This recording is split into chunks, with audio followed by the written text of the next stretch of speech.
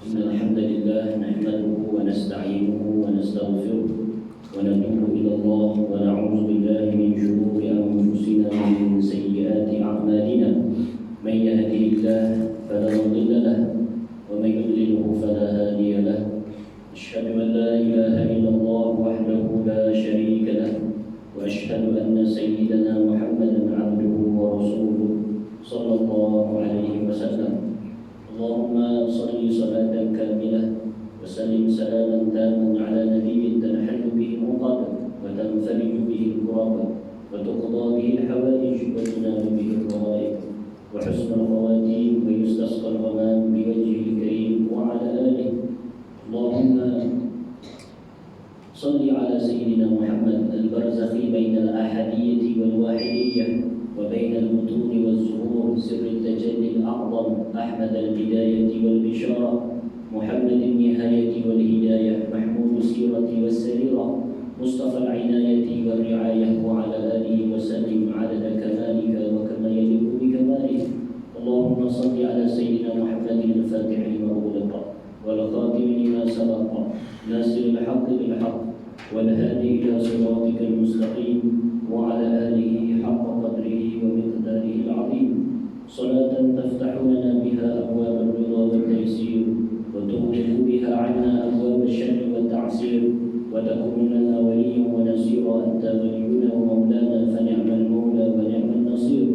أما بعد, dihormati Tuan Imam dan juga ahli dan kuasa masjid kita ini dan mengasihi hadirin dan hadirat yang dirahmati Allah Subhanahu wa taala. Sama-sama kita memuji Allah Subhanahu wa taala dan juga kita bersyukur di atas limpahan kurnia serta rahmat dan nikmat daripada Allah, kerana dengan keizinan Allah Subhanahu wa taala kita dapat lagi meneruskan aktiviti kita sebagai seorang yang beragama Islam, sebagai seorang yang beriman kepada Allah dan Rasulullah sallallahu alaihi wasallam. Kita meneruskan aktiviti rohani kita, tanggungjawab kita, kerja kita yang diwajibkan oleh Allah Subhanahu wa taala, dan juga kita sebagai khalifah, iaitu sebagai satu wakil pengganti orang yang mengurus dunia ini dengan kehendak Allah Subhanahu wa taala. Dan apa yang kita sebutkan tadi itu kesemuanya merupakan nikmat daripada Allah Subhanahu wa taala yang kita wajib mensyukurinya.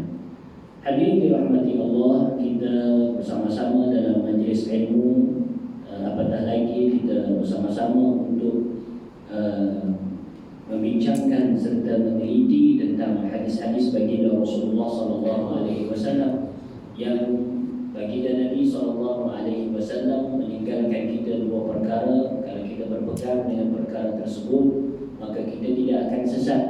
Kehidupan kita di dunia dan juga akhirat tidak akan sesat selagi mana kita berpegang dengan dua perkara, iaitu kita sedia maklum, iaitu Al-Quran serta sunnah baginda Nabi sallallahu alaihi wasallam. Jadi kita memerlukan kedua-dua ini untuk memandu kita untuk berjaya di kehidupan dunia dan juga kehidupan akhirat, yang kedua-dua perkara ini juga Allah Subhanahu wa taala berikan kepada semua orang yang beriman maupun tidak beriman.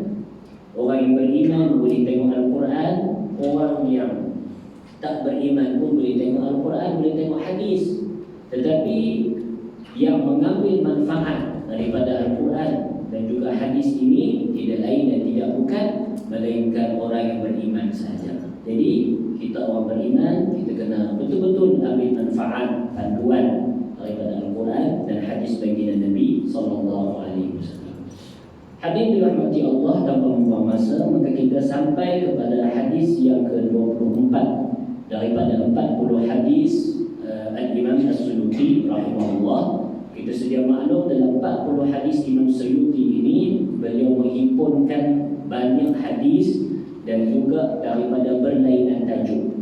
Jadi beruntungnya kita belajar kitab hadis 40 Imam Suyuti ini, kerana kita boleh belajar banyak tajuk dan hadis pula pendek-pendek. Tinggal kita nak faham sahaja, kemudian balik kita beramal. Nah, Jadi kita sampai pada hadis yang ke-24, iaitu khabar tidak seperti yang dilihat, ataupun berita yang sampai kepada kita tidak seperti yang kita lihat depan mata.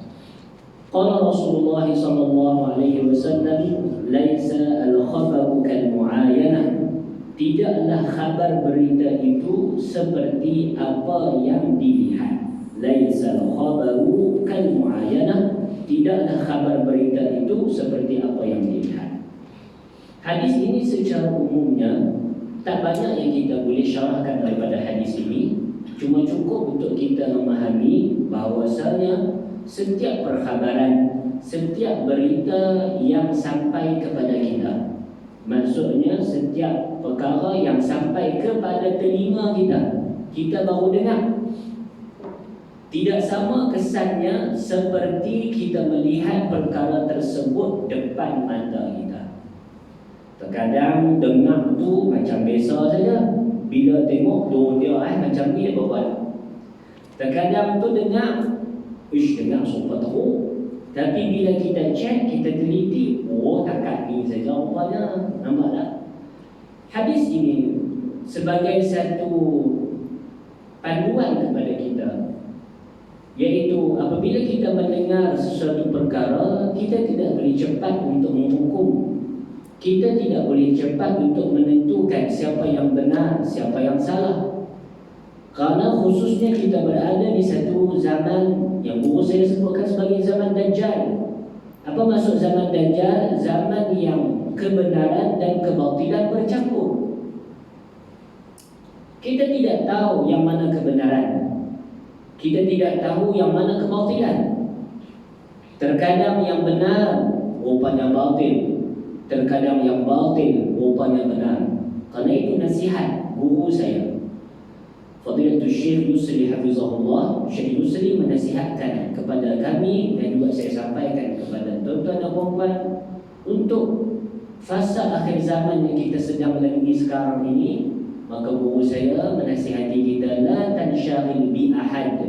Jangan kita sibuk dengan orang lain. Jangan sibuk dengan orang lain. Sibuk pasal diri kita dahulu. Dan juga kerana Al-Quran menyebutkan, ya ayyuhalladzina amanu alaikum anfusakum. Wahai orang yang beriman, telah sampai waktunya kamu berkisah diri kamu sahaja. Jadi para sahabat tanya kepada seorang sahabat yang lain. Dia kata, ayat ni bila kita nak beramal ni, ya ayyuhalladzina amanu alaikum anfusakum. Wahai orang yang beriman, kamu kira diri kamu sahaja. La yadurukum man dhalla idza ihtadaitum. Tidak akan memberi mudarat kepada kamu mereka yang sesat, yang terseleweng daripada jalan yang benar, sekiranya kamu telah mendapatkan petunjuk dan hidayah dari Allah. Ayat ni bila para sahabat baca, mereka timbul persoalan. Bila kita kena berkisah diri kita saja, orang lain kita terpaksa biarkan. Ayatnya dalam Quran, ya ayyuhallazina amanu alaikum anfusakum.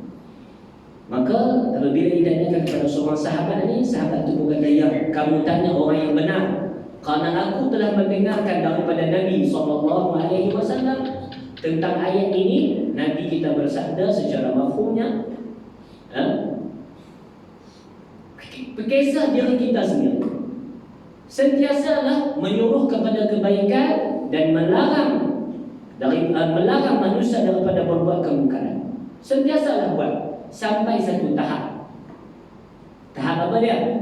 Apabila kamu melihat ada orang yang mengumpulkan dunia serta tamak dengan dunia dan tidak mahu untuk menginfakkannya. Seperti mana berlaku dalam keadaan kita sekarang. Ada rasa yang gairah terhadap dunia, terhadap jawatan. Apabila kita nak bercakap benar, kita tak mampu bercakap benar. Dan kita kalau cakap benar, orang keh kita. Orang buat macam-macam dekat kita. Orang buat macam-macam dekat keluarga kita. Maka Nabi kata, amar ma'ruf nahi munkar, takat ni saja. Kerana orang beriman, Nabi SAW sebut dalam satu hadis yang lain, Nabi SAW sebut, la yakbari lil mu'min SAW, tidaklah seharusnya bagi orang Islam itu, bagi orang beriman, ayyuzilla nafsah. Tidak harus bagi orang beriman untuk dia menghina diri dia sendiri. Apa maksud menghina diri dia sendiri? Maksudnya dia mendedahkan diri dia kepada risiko, kepada mudarat yang kemungkinan nanti dia tak akan mampu tanggung perkara tersebut. Pada waktu ni Nabi kata amar ma'ruf nahi munkar, terpaksa stop. Stop tu maksudnya bukan kita reda dengan orang sekali kita dah buat jahat dan sebagainya. Kita tak boleh nak bercakap. Kalau kita bercakap, mudarat akan main kat kita. Dan Nabi sebut la darara wa la dirar. Tidak ada mudarat dan jangan buat mudarat kat orang lain. Terkadang kita nak bercakap benar. Kalau tak cakap benar, orang kata kita pengecut. Dan Nabi SAW tak ajak kita membahayakan diri kita sendiri. Dan pada waktu inilah Nabi SAW sebut ayat ini terpakai. Wahai orang yang beriman, kamu pakisah diri kamu sajalah. Biarlah dekat orang yang sesat. Kalau kamu sudah mendapatkan petunjuk daripada Allah dan daripada Rasulullah SAW, kamu akan selamat, kamu jangan risau. Dekat akhirat nanti Allah Ta'ala kalau tanya kita, awak tak tegur kawan ni buat macam ni.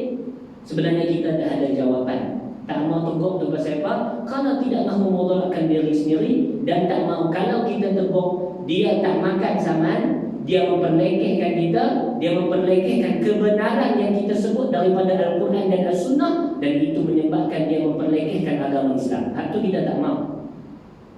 Maka di akhir zaman, la tansyaghil bi ahad. Jangan sibuk dengan orang lain. Dan tu nak buat apa?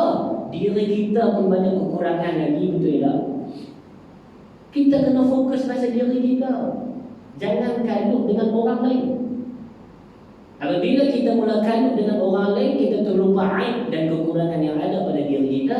Di akhirat nanti Tuhan tanya, yang mana umur muda serupa dengan saya contohnya. Di akhirat nanti Allah Ta'ala akan tanya, masa muda kamu buat apa? Saya tak jawab apa. Begitu juga tuan-tuan, perempuan, Tuhan akan tanya masa muda tuan-tuan perempuan dulu buat apa? Beberapa soalan yang kita sendiri akan bertemu dengan Allah, kita akan bersoal jawab dengan Allah pada ketika itu. Kalau ni pada akhir zaman, la tansyaghil bi ahad. Jangan sibuk dengan orang lain. Wala tahkum ala ahad. Kata guru saya, jangan sibuk menghukum orang lain. Oh, dia ni masuk mahkamah dah sikap begitu ni orang tobat dah dia salah. Takkan tak salah. Berapa puluh pertuduhan dia kena. Sibuk dengan orang lain, menghukum orang lain. Nampak la tansyaghil bi ahad wala tahkum ala ahad. Jangan sibuk dengan orang lain, jangan menghukum orang lain. Walzam khassata nafsik. Sibuklah dengan diri kamu sendiri. Nampak? Jadi itu kita punya amalan di akhir zaman supaya kita boleh selamat di dunia dan juga di akhirat. Ini ialah berita sampai macam-macam kat kita. Terkadang berita itu tidak seperti mana yang kita lihat, tidak seperti mana apabila perkara itu telah selesai disiasat, keputusan kena macam tu rupanya. Kita dah tengok sekian-sekian begini masalah politik kita, rupanya bukan pula dah penting. Itu Nabi sebut laisal khabaru kal mu'ayana. Berita yang sampai ke kita tu tak sama macam kita nampak. Jadi kita kena ambil tuannya. Kalau kita mengaji dalam tasawuf pula, kita akan melihat, mungkin tuan-tuan perempuan biasa dengar, ada yang dinamakan sebagai ainul yaqin, ada yang dinamakan sebagai ainul yaqin, ada yang dinamakan sebagai haqqul yaqin. Ainul yaqin, guna dengan ilmul yaqin, kita ada ilmu, kita ada pengetahuan. Boleh? Ainul yaqin kita tengok sendiri dengan mata kepala. Haqqul yaqin kita rasa sendiri. Kita tahu, kita tengok, kita rasa. Ketiga-tiga ini tidak sama. Seperti mana kita tahu? Kita tahu kata contoh kita tak biasa lagi di Mekah, tapi kita tahu secara tawatur. Tawatur ni apa dia? Tawatur ini ialah satu cerita yang mustahil orang berbohong dengan cerita tersebut. Sebagai contoh, kita tak biasa lagi pergi ke Mekah, Tapi orang duduk di Lostak cerita kata di Mekah ada Kaabah. Orang duduk di Sungai Petani pun kata macam tu. Di KL, Pahang, luar negara pun semua kata di Mekah ada Kaabah. Jadi mustahil semua yang cerita ni bohong. Itu tawatur. Tawatur ialah satu perkhabaran yang mustahil berlaku perbohongan ke atas perkhabaran tersebut. Contoh macam itulah, kita tak biasa pergi Mekah, mereka kata di Mekah ada Kaabah. Itu ilmu yakin. Kita secara yakin kita tahu di Mekah ada Kaabah. Kemudian kita pergi ke Mekah, tengok-tengok depan mata kita, oh Kaabah sungguh. Itu ilmu yakin. Ain mata, nampak dekat mata, ilmu yakin. Dan bila kita tengok, kita pergi tawaf, kita pergi pegang, kita pergi cium, kita pergi rasa dari kelabu Kaabah contohnya bagaimana, itu adalah haqqul yakin.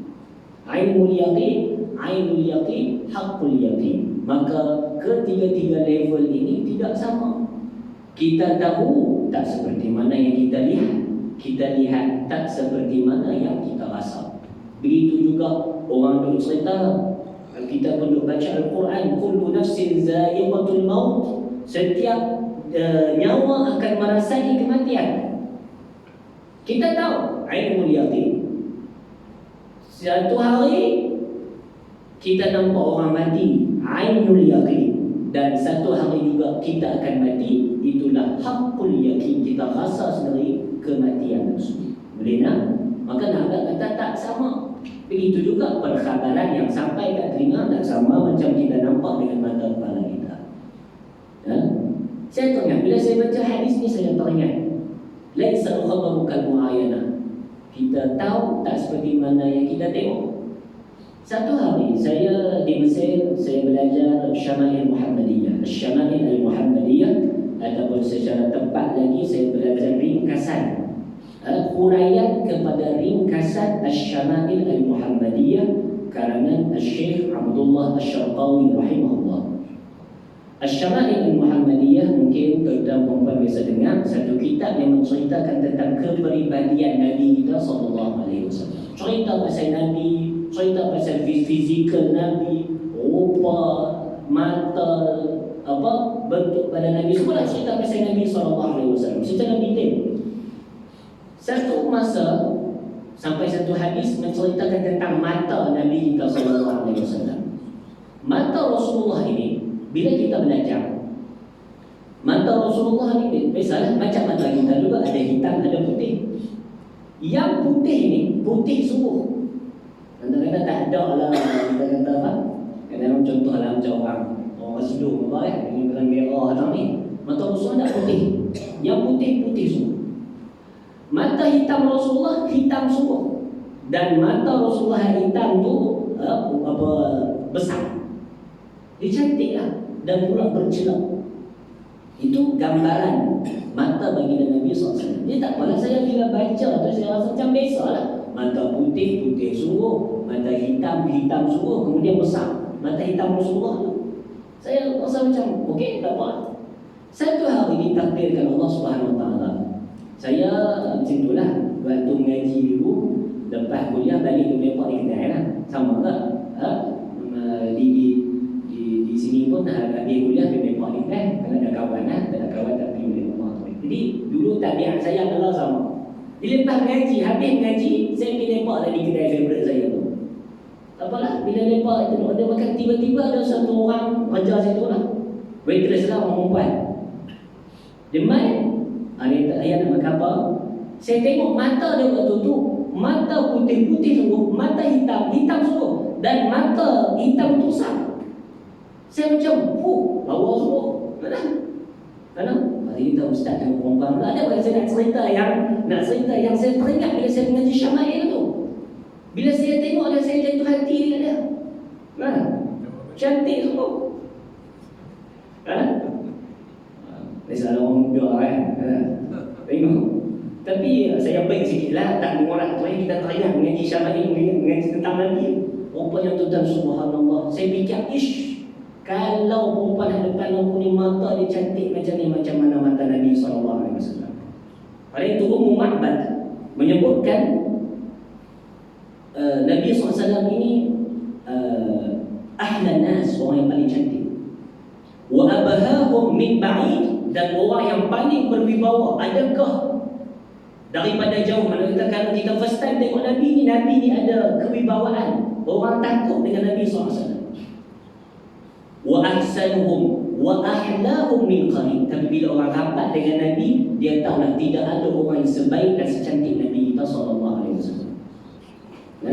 Saya bila tengok mata tu, subhanallah, macam ni ke? Mana kata dia tobat dan tak sama dengan Nabi SAW. Tapi perbandingan secara dekat tu, dengan tadi rupanya lagu ni, maka bayang tengoklah wajah Nabi kita SAW. Sebab itu Sayyidina Hassan bin Sabit rahimahullah, seorang sahabat, seorang penyair Nabi kita SAW, sebut, khuliqta mubarra'an min kulli aibin. Wahai Rasulullah, kamu dicipta bebas daripada segala kekurangan. Ka'annaka qad khuliqta kama tasha'u. Seakan-akan kamu ini dicipta sesuai macam mana kamu nak. Seolah-olah macam Rasulullah kata, ya Allah, buat aku macam ni, buat aku putih, buat aku macam ni. Allah Ta'ala pun buat macam tu kat Nabi. Seolah-olah macam tu lah Nabi kita SAW. Maka bila saya baca hadis ni, laisal khabaru kal mu'ayyanah. Betul lah, benda yang kita tahu tu tak serupa langsung. Kesan dia tak sekuat seperti mana kita lihat dengan mata kita sendiri. Maka dengan keberkatan hadis ini, kita berdoa kepada Allah, moga kita ada rasa cinta kepada baginda Nabi SAW, dan kita sebelum kita wafat, Allah Subhanahu Wa Taala berikan kita rezeki untuk bermimpi jumpa Rasulullah SAW dalam tidur kita. Allahumma amin. Hadirin dirahmati Allah, kita tengok sedikit syarah.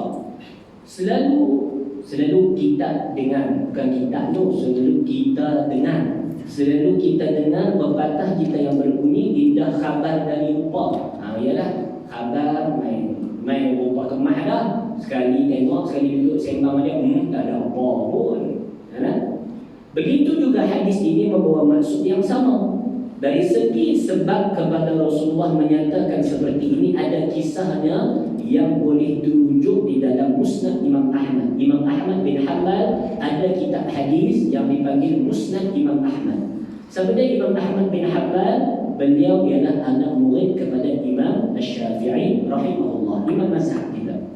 Imam Asy-Syafi'i guru kepada Imam Ahmad, dan Imam Syafi'i sebut, aku tidak meninggalkan seorang yang lebih warak di kalangan anak murid aku di Iraq melainkan Ahmad bin Hanbal.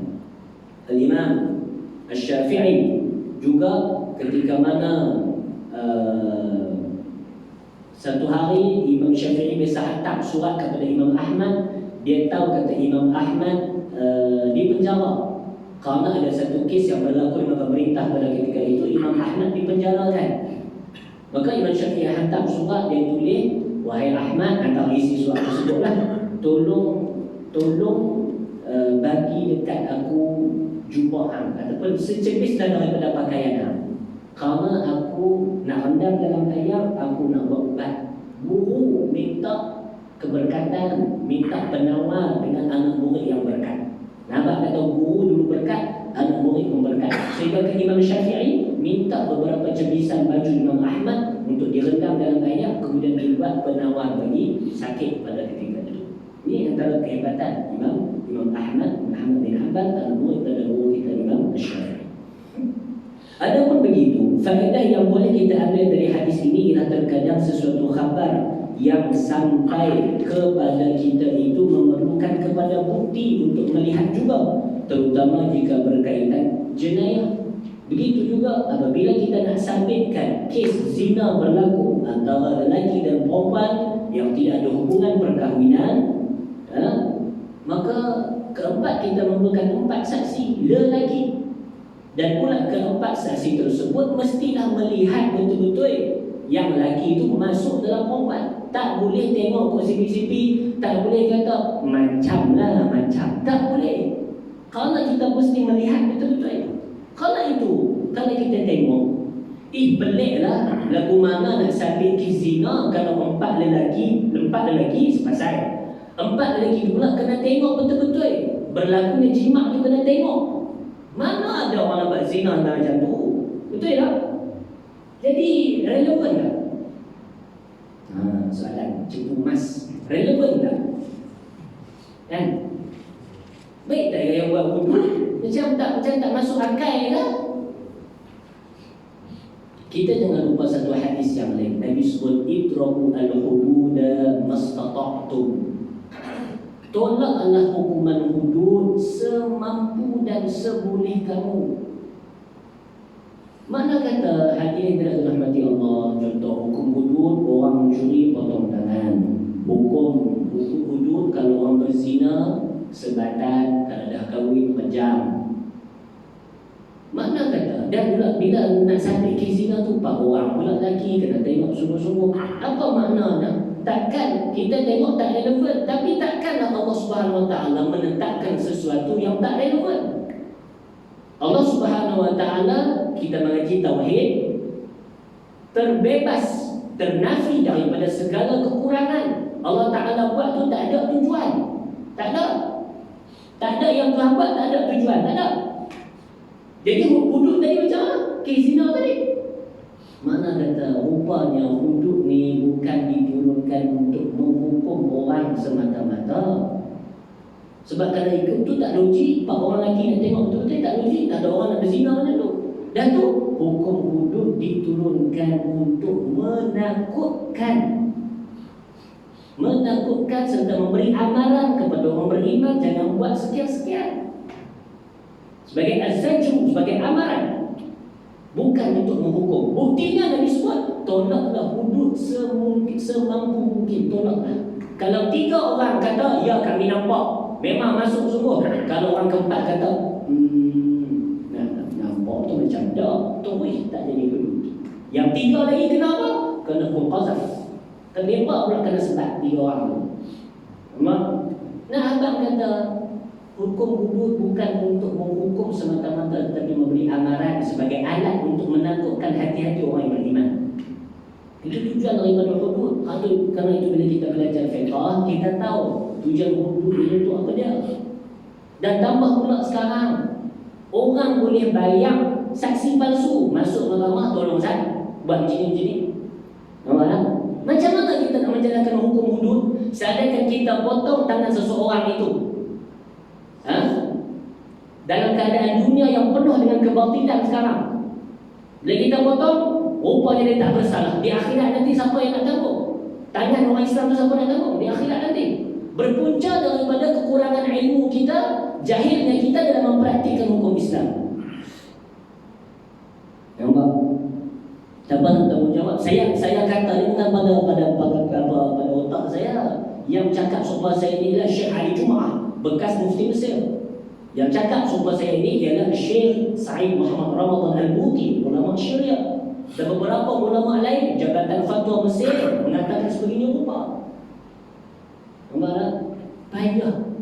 Kita kalau sembahyang tak cukup rukun, tunggu terbalik semua elok, Fatihah tak baca.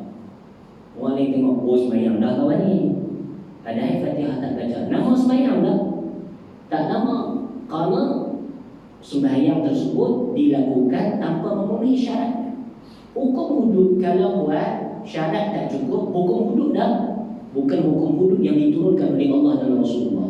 Dan tu kamu buat hudud buat apa? Kamu buat hudud tersebut daripada nafsu kamu sendiri, bukan ikut Quran dan hadis. Terkadang benda tu nampak elok, tapi pelaksanaannya tidak seperti yang dikehendaki oleh syarak. Bahaya. Boleh nak? Baik. Kemudian ketika Allah memberitahu ke hadis yang kita bacakan tadi, dia berkaitan dengan Nabi Musa AS. Nabi Musa ketika beribadat kepada Allah, berkhalwat 40 hari itu, Allah Ta'ala beritahu kata kaumnya telah kufur. Nabi Musa menerima perkara tersebut dengan tak meroyak lah, orang kata tak meroyak lagi, macam tu. Tapi bila tengok balik, tengok kaum dia sombong lembut gitu, dia mula emosi dia sudah berubah. Nah, abang kata yang dia dengar tu tak sombong macam dia lihat. Boleh? Ketika Allah memberitahu kepada Nabi Musa tentang kekufuran kaumnya, baginda masih kelihatan tenang. Tetapi apabila pulang dan melihat hakikat kebenaran mereka yang kufur, baginda menjadi sangat-sangat marah. Jadi hari ini setiap khabar yang diberitahu itu tidak semestinya menjadi penentu, dan harus dilihat perkara ini juga dengan mata. Kita kena pastikan betul. Antara maklumat tentang Nabi Musa alaihissalam, Nabi Musa berketurunan Nabi Yusuf. Nabi Musa berketurunan Nabi Yusuf. Ayah kepada Nabi Musa namanya Imran, dan ibu kepada Nabi Musa namanya Yukanda ataupun Yuhanna. Jadi hasil perkahwinan antara Imran dan juga Yuhanna, lahirlah Nabi kita, Nabi Musa alaihissalam. Nabi Musa alaihissalam antara karakternya ialah orang yang serius, al-jiddiyah, orang bersungguh-sungguh. Serius, bersungguh-sungguh kalau buat sesuatu. Sementara Nabi Harun ada karakter yang sedikit berlainan dengan Nabi Musa alaihissalam.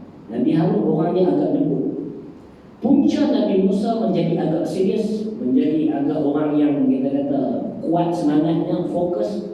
Punca yang pertama adalah kerana ilmu. Nabi Musa alaihissalam orang yang kuat menuntut ilmu. Nabi Musa alaihissalam mempelajari ilmu melalui rihlah, berjalan merata. Daripada situ dia belajar macam-macam, dia tempuhi kesusahan macam-macam. Nabi Musa alaihissalam ilmunya melalui wahyu. Nabi Musa alaihissalam kita dapat melihat dalam surah Al-Kahfi bagaimana Nabi Musa bersungguh-sungguh nak mendampingi Nabi Khidir alaihissalam kerana nak mencari ilmu. Sedangkan Nabi Khidir, level dia, martabat dia tidak sama dengan Nabi Musa. Sebab Nabi Musa, Nabi satu, kemudian Rasul dua, dan kemudian Nabi Musa ni antara ulul azmi. Ulul azmi apa dia? Rasul-rasul yang menempuhi cabaran dan kesusahan lebih daripada rasul-rasul yang lain. Ada 5, Muhammad, Nabi kita SAW, Ibrahim, Musa, Isa, Nuh. Muhammad SAW, Ibrahim, Musa, Isa, Nuh. Nabi Musa antara ulul azmi. Maka Nabi Musa AS level dia tinggi lagi daripada Nabi Khidir yang sekadar Nabi. Bahkan diperselisih lagi para ahli ulama, ada yang kata dia wali.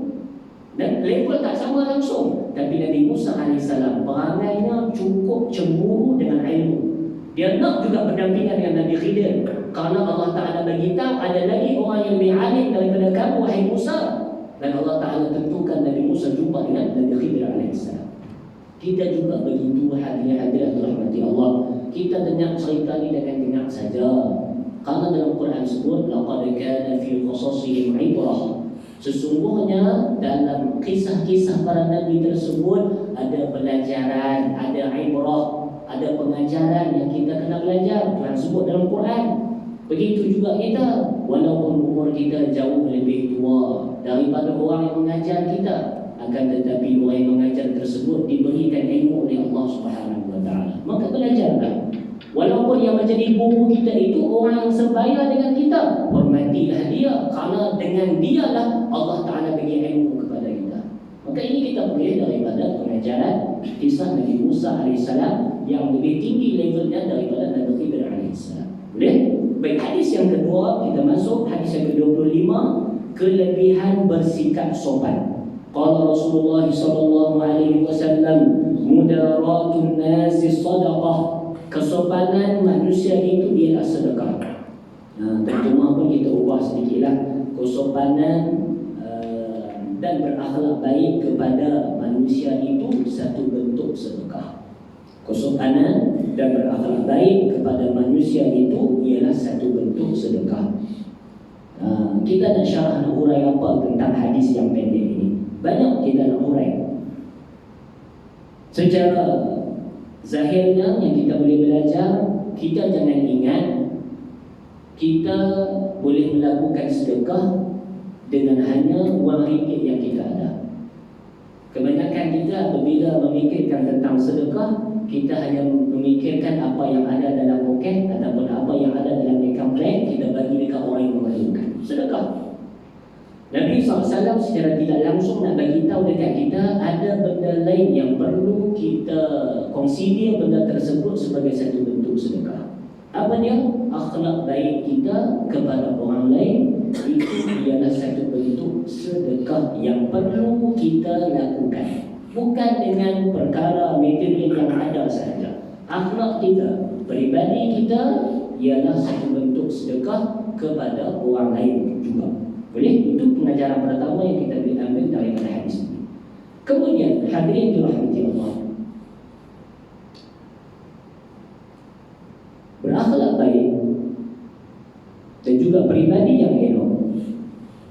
kita buka dalam Al-Quran dan juga As-Sunnah, Al-Quran itu ada 6.236 ayat mengikut riwayat dan perkiraan Sayyidina Ali karamallahu wajhah. As-Sunnah ada lebih kurang 60,000 hadis. Dalam agama kita ada tauhid, ada aqidah, ada syariat, ada ilmu fiqh, ada akhlak, ada tasawuf. Saya nak tanya, tiga-tiga yang kita sebutkan tadi, antara aqidah, syariat dan juga akhlak, manakah yang paling banyak disebut dalam Quran dan juga hadis? Yang mana paling banyak? Yang paling banyak disebutkan dalam Quran dan juga dalam hadis ialah akhlak. Sehingga kan tak salah ingat saya, Fadilatul Doktor Syekh Ali Jumaah bekas Menteri Mesir menyebutkan hampir 95% dalam Quran dan hadis menyebutkan tentang akhlak. 5% lagi berkisarkan tentang akidah dan juga syariat, hukum hakam. Nah, apa kata akhlak mewakili majoriti yang besar dalam agama kita. Bukan tauhid, bukan fiqh, bukan akidah, bukan syariat dan hukum hakam. Akhlak perkara yang besar yang Nabi SAW bawakan kepada kita, dan majoriti yang perkara yang berada dalam Islam ialah akhlak. Maka ini antara satu bentuk mudaratun nas sadaqah. Cuma kita nak tahu, selanjutnya kita nak tahu apa dia makna mudarah. Kita nak tahu apa dia makna mudarah. Kata al-Imam, mudarah maknanya mulayanatuhum wa husnu suhbatihim wa ihtimalihim li'alla yanfiru anka. Itu Arabnya. Terjemahannya apa dia? Mudarah ini ialah kita bersikap lemah lembut dengan orang. Satu. Mudarah yang kita baca terjemahan ini itu kesopanan saja. Jadi sebenarnya kita kena dalam mudarah itu ada banyak elemen lagi yang membentuk satu perkataan yang dipanggil mudarah. Kita nak tengok elemen-elemen yang ada dalam kalimah mudarah ini. Yang kedua, yang pertama tadi apa dia? Kita berlemah lembut dengan manusia. Satu. Kedua, wa husnu suhbatihim wa ihtimalihim. Kita bergaul secara elok dan kita selalu memaafkan orang. Itu maksud mudarah. Berlemah lembut, bergaul dengan elok, serta memaafkan mereka. So kita cari alasan untuk memaafkan manusia di sekeliling kita. Supaya apa? Li'alla yanfiru minka, supaya manusia yang berada di sekeliling kamu tak lari daripada kamu, tak menjauh daripada kita kerana kita ni pandai tak elok, orang tak suka dah kita. Ya, jadi kita tak mau lagu tu. Sebab tu kita buat, kita berakhlak elok dengan orang lain supaya tak mau mereka lari daripada kita. Tahu kan? Kenapa? Apa kesan dia kalau orang lari daripada kita kerana kita pandai buruk? Saat ini kita akan sebut sikit. Satu hadis daripada Sayyidatuna Aisyah, Nabi kata apa pasal orang, satu orang yang pandai tak elok, orang tak suka dia, orang menjauhkan diri daripada dia, ada kesan dia kepada orang tersebut di akhirat nanti. Ada balasannya. Jadi kita tengok. Boleh? Kata Al-Imam Ibn Battal, apakah itu mudarah? Mudarah ini adalah khafdul janah linnas, merendah diri kepada manusia. Satu. Walayyinul kalam, bercakap lembut, merendah diri, bercakap lembut. Wa tarkul ighlasi lahum fil qawl, cakap tak kasar. Ataupun tak cakap tu tak memaksa. Merendah diri, bercakap lembut, dan cakap tu pula tak berat, tak memaksa orang. Itu maksud mudarah tu. Kedua, kata Imam Ibn Hajar, seorang ulama mazhab Syafi'i, mudarah dia ad-daf'u birifqin. Apa dia ad-daf'u birifqin? Kita balas dengan lembut. Okey? Orang buat kat kita sesuatu yang tak berapa enak dipandang, tak berapa elok diterima, kita balas balik perbuatan tersebut dengan kelembutan. Itu juga maksud mudarah. Jadi mudarah ni banyak maksud dalamnya. Dan kata guru saya, Iza khalaqaka ahadun bi akhlaqil bahaim fa khaliqhu bi akhlaqil akarim. Seandainya ada di antara manusia yang menunjukkan kepada kamu sifat kebinatangannya, apa yang perlu kamu buat? Fa khaliqhu bi akhlaqil akarim. Balas balik akhlaknya itu, perangainya itu dengan akhlak orang-orang yang mulia. Boleh? Mana kata kalau dia tunjuk perangai buah kebinatangan dekat kita, kita jangan jadi binatang sekali. Kita balas balik dengan akhlak al-akarim. Balas balik benda yang dia buat kat kita itu dengan sifat yang terpuji. Nabi SAW antara orang yang kalau apa-apa orang buat dekat dia maafkan. Tapi kalau hak Allah diceroboh, dia akan bangkit, dia akan marah. Nabi SAW begitu. Jadi selain tuan-tuan payah, tambahlah kalau kita jenis barang, jenis berdesim telinga ni payah. Jadi tak apalah. Saya pun payah, saya betul. Tapi kita betul-betul majlis macam ni, bila saya ajak tuan-tuan dalam masa yang sama, saya sedang menegur diri saya sendiri. Bukan tuan-tuan saja belajar daripada apa yang disampaikan, tapi saya juga belajar daripada apa yang saya sampaikan. Jadi tak apa, pelan-pelan. Orang buat tak elok kat kita, kita maafkan, kita biarkan, kita senyum. Walaupun susah, tapi itulah yang dipanggil sebagai mujahadah. Mujahadah ni kita bersungguh-sungguh untuk buat sesuatu perkara. Yang mujahadah ini akan diberikan balasan yang elok nanti di akhirat di sisi Allah Subhanahu wa taala, insya-Allah. Baik. Kemudian kita tengok apakah kata para alim ulama tentang al-mudarah, bersifat baik, bersopan santun dengan orang ni. Kata Hasan al-Basri, katanya kanu yaquluna al-mudarah nisful aqli wa ana aqulu hiya al-aqlu kullu. Para ulama dahulu menyatakan mudarah, berelok ke orang, bersifat sopan santun, lemah lembut, nisful aqli, menunjukkan kepada sebahagian akal kamu. Tapi aku kata Hasan al-Basri, tapi aku berpendapat berbuat baik, bersopan santun, lemah lembut dengan orang bukanlah sebahagian akal, akan tetapi al-aqlu kullu, itu adalah tanda kamu mempunyai akal. Bukan sebahagian akal, itu tanda kamu ada akal. Jadi penting kita berakhlak baik. Dan kemudian kata Wahid ibn al-Wardi, aku bertanya ataupun aku berkata kepada seseorang namanya Wahab ibn Munabbih, katanya, ini uridu an a'tazilan nas. Dia kata, Syekh, aku ni merasa nak mengasingkan diri daripada orang. Ya kan, dia kata dia rimah dengan orang ni, perangai cukup tak elok, busuk hati, pantang niaga sebelah santau, contoh. Jadi aku rasa aku tak mencampur gaul dengan orang. Maka kata guru dia, faqala li la budda laka minan nas walin nas minka. Tak boleh, kamu janganlah putih-putih daripada orang, kena bercampur juga. Kerana kamu ada hajat kepada orang dan orang pun ada hajat kepada kamu. Okey? Tapi biasalah dalam interaksi kita sesama kita mesti ada berlaku perkara yang tak enak. Betul tak? Kerana itu Nabi ajak kepada kita mudarah. Dalam berlaku konflik perkara tak elok tu, kita kena lawan, kena counter balik perkara tersebut dengan kesopanan dan kesusilaan. Hukum negara kita. Kita kena counter balik. Boleh? Laka ilaihim hawaij wa lahum ilaika hawaij. Walakin, tapi walaupun kamu bercampur gaul dengan orang, kena beringat satu benda. Ya, ini seorang ulama namanya Wahab ibn Munabbih, dia bagi pesanan kat kita. Kita kena bercampur dengan orang, kena. Tapi ingat beberapa perkara yang bila kita bercampur dengan orang kita kena buat. Pertama apa dia?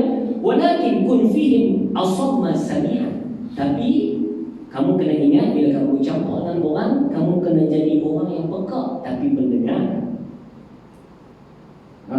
Orang peka tapi dengar. Apa dia tu? Peka daripada segala perkara yang tak elok yang sampai pada telinga dia. Orang main cerita kat kita pasal kawanmu, orang main cerita kat kita pasal kawanmu, kawan ni macam tu, macam ni, tak kena. Kita kena jaga. Tapi sami'an, tapi dengar. Dalam pekak aku dengar. Maksudnya dengar apa dia? Kalau orang main cerita kat kita, ada orang minta tolong kat kita dengar, kita cuba tolong. Ada orang nak sampaikan hajat dia, kita dengar, kita tunaikan hajat dia. Jadilah orang yang pekak tapi mendengar. Kata Wahab bin Munabbih. A'ma basiran. Kedua, jadi orang yang buta tapi kamu melihat sebenarnya. Begitu juga buta. Buta ni jangan kita butakan mata kita daripada melihat kekurangan orang lain.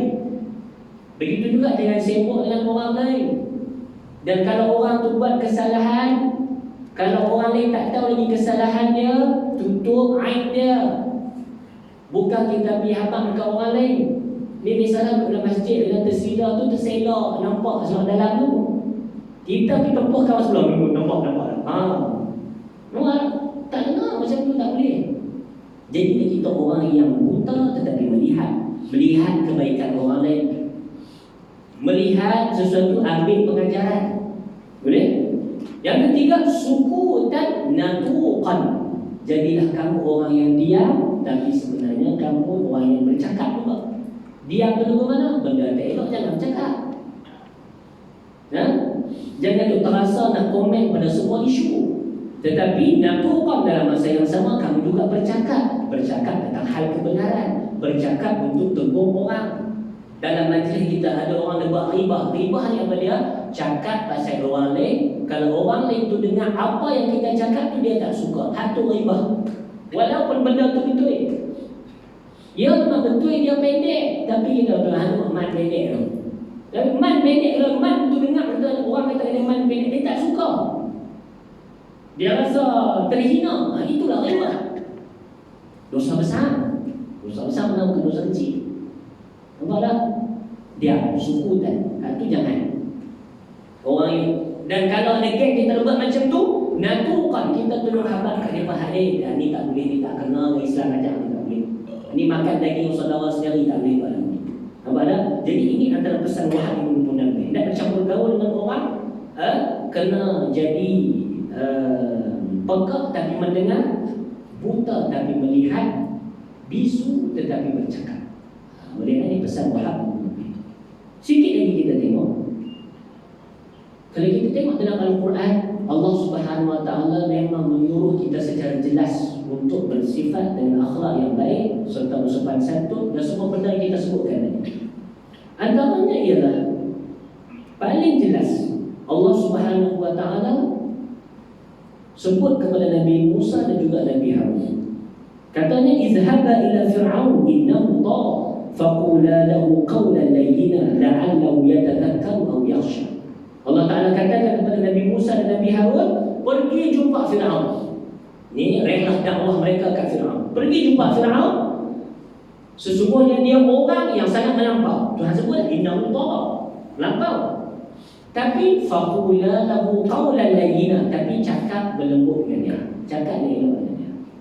Supaya apa? La'allahu yatadhakkaru aw yakhsha. Moga-moga dengan tersebut dia akan beringat ataupun dia takut mengambil pengajaran daripada dakwah yang kami sampaikan.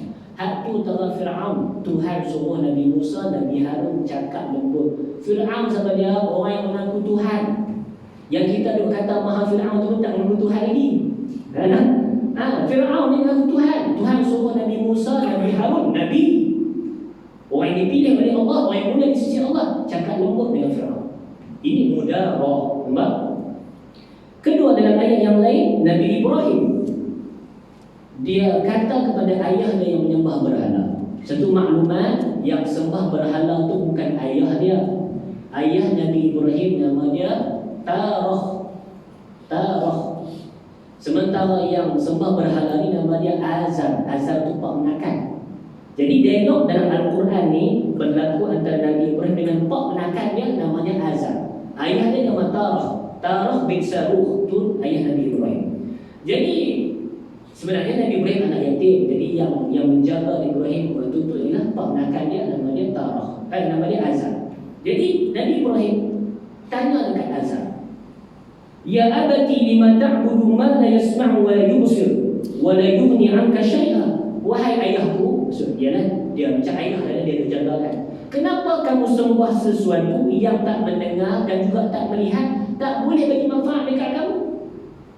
Nabi Ibrahim kata lagi, Ya abati inni qad ja'ani minal ilm ma lam ya'tika fattabi'ni ahdika siratan sawiyya. Wahai ayahku, aku ada ilmu pengetahuan yang kamu tak ada. Ikutlah aku akan bagi petunjuk kepada kamu, wahai ayah. Kemudian Ibrahim kata lagi, ya abati la ta'budi syaitan, inna syaitana kana lirrahmani 'asiyya. Wahai ayahku, jangan sembah syaitan. Syaitan tu orang bermaksiat kepada Allah, menghuni neraka Allah. Jadi ada beberapa dialog ni, cuba kita lihat Nabi Ibrahim alaihissalam walaupun menghadapi dengan krisis kekufuran keluarga dia sendiri, tetapi Nabi Ibrahim masih lagi cakap dengan lembut. Bukankah itu pengajaran bagi kita? Wahai ayah, kenapa kamu sembah macam ni, tak bagi manfaat pun? Wahai ayah, janganlah sembah syaitan. Wahai ayah, aku ada ilmu pengetahuan, ikut aku, kita akan berikan hidayah. Maka Nabi tak kata, ayah, hang ni jahil betul ya? Takkan hang tak tahu benda tu, batu tak tengok, tak boleh dengar apa dia? Nabi Ibrahim tak kata macam tu. Tahu tak? Maka ini menandakan kita dalam Al-Quran memang ada elemen al-mudarah, bersifat sopan santun, lemah lembut, cakap elok dengan pelan. Boleh? Sikit lagi kita tengok dalam sunnah. Dalam hadis Nabi SAW ada beberapa contoh yang Nabi, banyak ni antara contoh yang kita bawa, yang Nabi SAW mengambil pendekatan al-mudarah.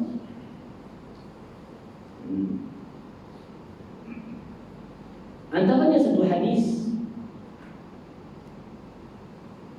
ada seorang naik kepada Nabi kita. Hadis riwayat Sahih Muslim, ada orang naik kepada Nabi kita, kemudian dia minta nak jumpa Nabi. Nama kawan dia adalah Uyainah. Nabi kita bila dengar nama Uyainah, Nabi kata apa? Dia ni orang yang sangat tahu. Orang yang sangat tahu. Tak apa lah. Tapi bila Uyainah jumpa dengan Nabi, Sayyidatuna Aisyah kata, alana lahul qaum. Mula-mula Nabi kata kawan ni teruk, tapi bila Nabi jumpa dengan dia, Nabi cakap lembut dengan dia. Alana lahul qaum. Kita akan tengok, orang dalam dua muka ni, belakang ni, depan lain, betul tak? Ada. Uyainah ni siapa dia tuan-tuan? Uyainah ni pemimpin kepada kaum dia. Cumanya dia ni orang yang Nabi gelarkan sebagai al-ahmaq al-muta', orang yang bodoh tetapi orang ikut dia. Ya, geng-geng politik nak terasa. Bodoh tapi dia ikut. Kena terasa, wajib terasa. Kalau main majlis ilmu tak terasa, bahaya. Mana kata kita terasa kita betul, tak ada apa nak betul, balik kita balik perasaan takabur, bahaya. Main majlis ilmu kena terasa, kena wajib terasa. Boleh tak? Al-ahmaq al-muta', orang yang bodoh tapi orang ikut dia. Ni Uyainah. Tapi dan juga Uyainah ni tuan-tuan puan, dia ni di belakang dia ada 60,000 tentera. 60,000 tentera. Kalau Nabi dia buat kasar dengan dia buat kemah dengan 60,000 tentera tu bantai sat dia. Orang Islam ada ketika itu. Uyainah ni antara orang yang masuk Islam tetapi dia menyimpan kekufuran dalam hatinya. Sehingga kan satu tahap bila Nabi wafat, terus dia murtad. Pada zaman Abu Bakar radhiyallahu anhu. Abu Bakar perang balik, kemudian ditawan Uyainah ini dan dia masuk Islam balik dan elok keislamannya, mati dalam Islam. Itu cerita Uyainah. Jadi, orang macam ni tuan-tuan, dia ada kuasa 60,000 tentera belakang dia yang boleh serang Nabi bila-bila waktu saja. Okey? Tapi bila Nabi jumpa dia, Nabi katalah dia teruk. Al-ahmaq al-muta', orang bodoh tapi dia ikut dia. Tapi bila Nabi jumpa, Nabi cakap elok dengan dia. Supaya apa? Cakap elok ni antara mudarah. Cakap elok supaya apa? Supaya Nabi dan umat Islam pada ketika itu tak kena mudarat. Kita sebut dia awal tadi kan, orang mukmin jangan cari pasal. La darara wa la dirar. La yanbaghi lil mu'min an yuzilla nafsah. Nabi politik Nabi cari. Boleh?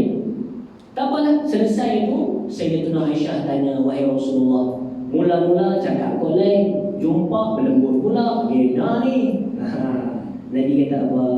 Nabi SAW sebut, ya Aisyah, inna syarran nasi manzilatan 'inda Allah yawmal qiyamah man wada'ahu aw tarakahu an-nas ittiqa'a fuhshi. Wahai Aisyah, kamu kena ingat, orang yang paling teruk sekali kedudukan di sisi Allah hari akhirat nanti ialah orang lain menjauhi dia disebabkan keburukannya. Nabi tak mahu Uyainah jadi macam tu di akhirat nanti. Sebab itu Nabi berinteraksi elok dengan Uyainah. Sebab Nabi tak mahu bila Nabi jauh dia, dan jauh itu disebabkan keburukan diri dia, maka Uyainah akan dapat tempat yang tak elok di sisi Allah nanti. Nabi tak mahu macam tu. Sebab Uyainah pun umat dia. Ni kasih sayang Nabi SAW. Sebab itu Nabi mudarah cakap elok. Kedua, ni kenal dengan tuan-tuan dan perempuan. Saya tak kenal hadis ni. Saya pun tak kenal.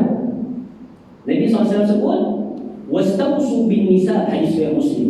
Pesan elok-elok kepada orang perempuan. Fa innal mar'ata khuliqat min dil'. Sesungguhnya orang perempuan itu asal kejadiannya dicipta daripada tulang rusuk. Wa inna a'waja shay'in fi dhil' a'lahu. Tulang rusuk paling bengkok sekali hak atas. Alright. In zahabta tuqimuhu kasartahu.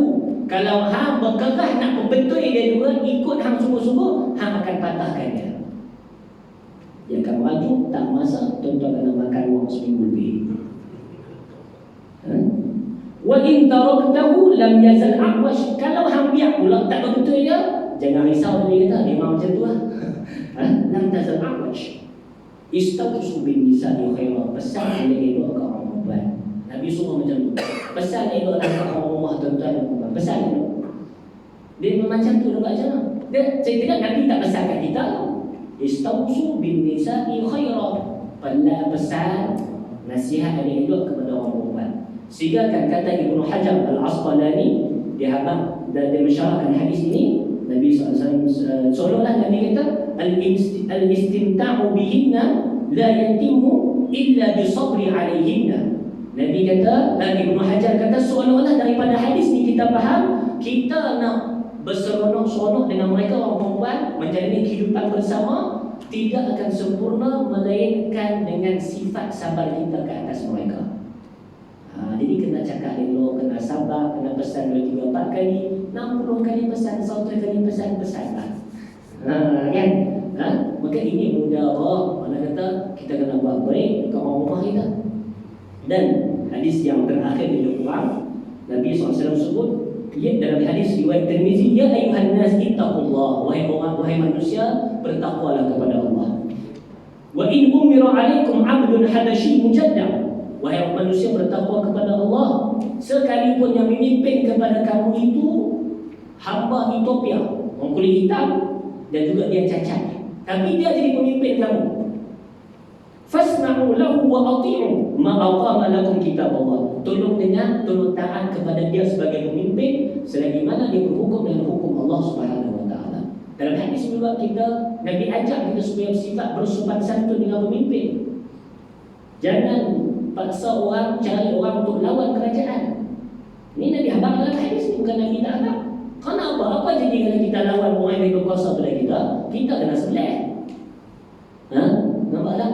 Jadi mudarah ini, mudarah sifat sopan santun, akhlak baik semua ni macam banyak masuk dalam setiap perkara. Jadi kita kena faham. Nabi itu juga apa lagi? Kena berlemah lembut juga dengan ustaz-ustaz. Kalau ustaz tak mau makan, bakulah jangan paksa. Kan? Ni ustaz kami dah sedia dah. Yalah, ustaz tak boleh makan, nak sumpah macam mana? La darara wa la dirar. Kalau jumpa ustaz nak pergi kuliah contoh, ustaz kami nak jawapan esok lah. Oh jangan lagu tu. Malam-malam kita kena berlemah lembut dengan ustaz-ustaz juga. Nabi SAW sebut dalam hadis, man yuhram ar-rifqa yuhram al-khair. Sesiapa yang mengharapkan kelembutan, dia telah mengharapkan kebaikan. Tak dapat kebaikan kalau kita buat, kalau kita ada sifat lemah lembut. Nampak tak? Ustaz ada something ni? Tak ada. Saja. Nak abang dah mudarah masuk dalam semua perkara kita kena beramal. Ustaz-ustaz kena beramal. Yang hakim yang mendengar kena beramal dengan mudarah, sopan santun, berakhlak baik dengan manusia, dan jangan kita lupa perkara tersebut dikira sebagai sedekah yang akan diberikan pahala dan ganjaran di sisi Allah Subhanahu wa taala. Sekali itu dahulu tuan-tuan dan puan pada malam ini, kita maaf terlajar banyak sangat. Lapang belakang lah, dia kena berlemah lembut. insyaallah. Subhanallah wa bihamdihi asyhadu an la ilaha illa anta astaghfiruka wa atubu ilaik. Allahumma 'allimna ma yanfa'una warhamna bima 'allamtana wa zidna 'ilman ustur 'uyubana yassir umurana ballighna bima yurdika amalana وفقنا نحن وسائر المسلمين لما تحب وترضاه يا رب العالمين. إن الله وملائكته يصلون على النبي يا أيها الذين آمنوا صلوا عليه وسلموا تسليما. اللهم صل وسلم وبارك على سيدنا محمد وعلى آل سيدنا محمد. اللهم صل وسلم وبارك على سيدنا محمد وعلى آل سيدنا محمد. اللهم صل وسلم وبارك على سيدنا محمد وعلى آل سيدنا محمد. السلام عليكم ورحمة الله.